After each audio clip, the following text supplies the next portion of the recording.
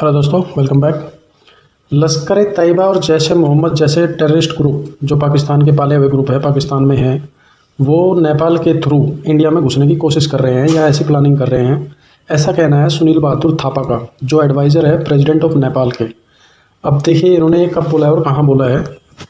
नेपाल की जो intelligence agency है उनका ये इनपुट है कि लश्कर तैयबा और जैश ए मोहम्मद जैसे ग्रुप इंडिया में घुसने की कोशिश करेंगे और वो करेंगे नेपाल के थ्रू।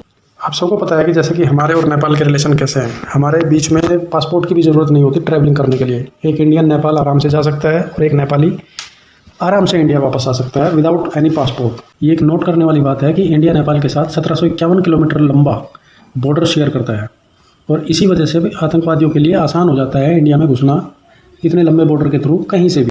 और पास्ट में इससे पहले लश्कर तैयबा और जैश ए मोहम्मद के कई आतंकी पकड़े भी गए हैं नेपाल में, जो इंडिया में घुसने की कोशिश कर रहे थे। 1999 में जो एयर इंडिया की एक फ़्लाइट IC-814 हाईजैक हुई थी, वो भी आतंकवादी जो आए थे वो नेपाल से ही आए थे। और ये नेपाल की सिक्योरिटी का काठमांडू एयरपोर्ट पर बहुत बड़ा लैप्स था। जो उनकी सिक्योरिटी थी उसमें लैप्स होने के कारण ही वो लोग इंडिया में घुस पाए थे और इसी वजह से वो IC-814 हाईजैक कर पाए थे। ये सारी चीज़ें उन्होंने अपनी जो स्पीच दी है वहाँ पे एक इंस्टीट्यूट में, वो ये बातें बोल रहे हैं थापा साहब कि इससे पहले भी आतंकवादी नेपाल के थ्रू इंडिया में घुस चुके हैं और वो वापस से दोबारा ऐसा ही कुछ सोच रहे हैं। आपने ये बात कहाँ बोली है? वो थे नेपाल के institute of international cooperation and engagement NIICE in Kathmandu on July 9 जुलाई को उन्होंने ये बात बोली है। NIICE में national institute for international cooperation and engagement, वहाँ पर वो स्पीच दे रहे थे, बात कर रहे थे, बोल रहे थे। उन्होंने तब ये बात बोली कि इंडिया में जो घुसने वाले आतंकवादी हैं वो मोस्टली नेपाल के रास्ते घुसते हैं और इस बार फिर से उनके पास इनपुट है कि वो दोबारा से ऐसी ही कुछ प्लानिंग कर रहे हैं।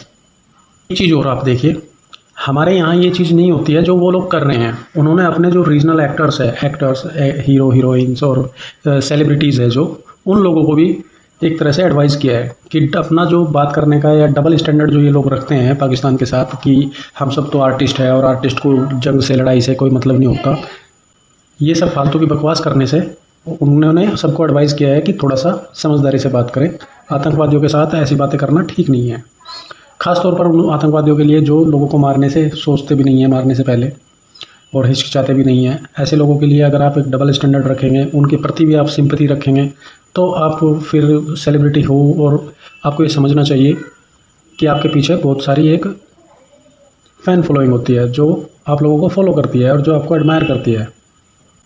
और थापा साहब ने एक चीज़ और हाईलाइट की है कि जो 1999 में IC-814 फ़्लाइट हाईजैक हुई थी, वो प्लानिंग और उनका जो इंडिया में घुसने का रास्ता था वो नेपाल ही था। नेपाल के थ्रू ही वो इंडिया में घुसे थे। और अभी लेटेस्ट में जो आपने देखा था पहलगाम अटैक हुआ था, वो लश्कर तैयबा के थ्रू, वो लोग भी नेपाल के थ्रू ही इंडिया में घुसे थे।